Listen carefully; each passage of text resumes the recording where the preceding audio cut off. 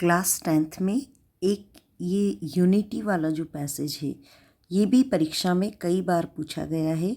तो आज हम इस पैसेज की नोट एंड समरी बनाना सीखेंगे, साथ ही इसका अर्थ भी समझते जाते हैं। तो ये पैसेज वैसे तो वर्क बुक का है, लेकिन हम इसको फिर से समझ लेते हैं।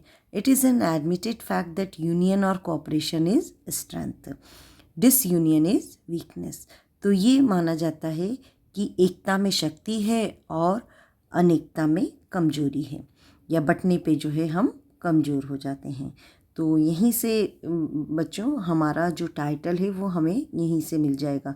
हम डायरेक्ट लिख देंगे यूनिटी इज़ स्ट्रेंथ। और एक पॉइंट ये हमारा नोट मेकिंग के लिए भी बन जाएगा, क्योंकि हम यहाँ इस पैसेज को आगे पढ़ते हैं तो देखते हैं कि इसमें यूनियन और डिसयूनियन दो के बारे में ही दे रखा है, इसलिए हम इसे 2 पैराग्राफ में ही समेटने की कोशिश करेंगे। एक पैराग्राफ यूनियन के बारे में लिखेंगे और उसके जो भी एडवांटेजेस फ़ायदे बताए गए हैं वो लिख देंगे, और सेकंड पैरा हम जो नोट मेकिंग का बनाएंगे वो डिसयूनियन का होगा, और उसमें वो हम सारी चीज़ें इंक्लूड करेंगे कि डिसयूनियन से हमें क्या नुकसान है।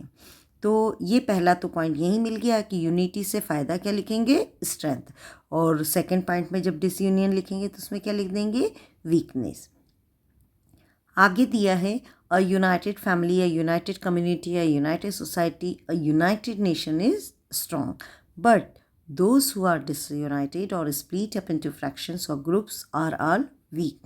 तो जो एक संयुक्त परिवार है, समाज है और राष्ट्र है वो मजबूत रहता है, लेकिन जो बढ़ जाते हैं वो कमज़ोर हो जाते हैं। तो ये जो पहले लाइन में लिखा हुआ था वही चीज़ रिपीट हो रही है, इसलिए हम इसमें से कोई पॉइंट नहीं बनाएंगे।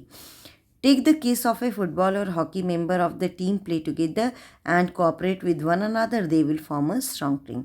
आप यदि फुटबॉल या हॉकी टीम का उदाहरण लें तो अगर उसकी टीम के खिलाड़ी एक साथ सहयोग करते हैं तो वो एक मजबूत टीम बनाते हैं। But if each member plays his game they will surely be defeated.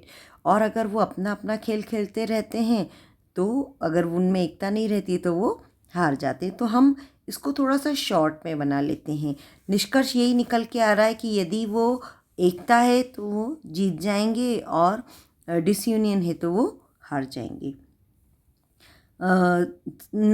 Players may be the same is true of an army. To win a battle, an army must work as one man. एक युद्ध को जीतने के लिए एक army को एक व्यक्ति के जैसा काम करना पड़ता है, अर्थात संगठित होकर काम करना पड़ता है। इसका मतलब है कि यूनियन का फ़ायदा ये है कि आप जो है बैटल को भी विन कर सकते हैं। Napoleon's motto was divide and conquer. Napoleon का क्या मोटो था कि फूट डालो और शासन करो। He try to split up the armies fighting against him. वो क्या करते थे, जो आर्मीज उनके खिलाफ लड़ाई लड़ती थी वो उनको टुकड़ों में बांट देते थे। Then he would overcome them one by one. तब वो उनको एक एक करके जीत लेते थे। डिवाइडेड दे वर वीक। बंटने पर वो कमज़ोर हो जाते थे। A united team, a united army, a united nation is strong.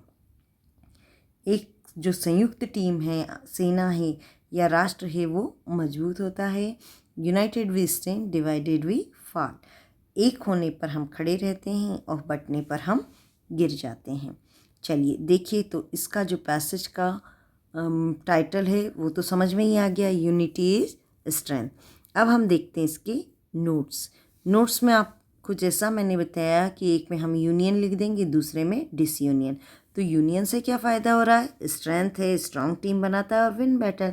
और डिसयूनियन से क्या हो रहा है, वीकनेस से वीक टीम बनती है और कॉज डिफीट, हार भी जाते हैं। अब इसकी समरी देख लेते हैं। समरी में हमको क्या करना है, फुल सेंटेंस लिखना है। क्या लिख देंगे इनको बनाकर, union is strength and disunion is weakness. Union haves to form strong team and win battle. दोनों एक साथ शामिल कर लिए कि यूनियन से स्ट्रॉन्ग टीम भी बनती है और युद्ध भी जीतते हैं। और डिसयूनियन से क्या होता है, ब्रिंग वीकनेस एंड डिफीट। और डिसयूनियन से कमज़ोर भी पड़ते हैं, हार भी जाते हैं। और united we stand, divided we fall.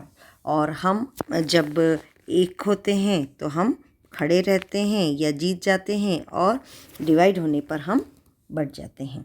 ठीक है, तो ये इस तरह से आप इसका नोट मेकिंग और समरी बना लेंगे। और अगर कोई आपको इसमें कुछ दिक्कत आती है तो आप ज़रूर पूछें, कमेंट बॉक्स में मुझे लिख कर बताएं। Okay, thank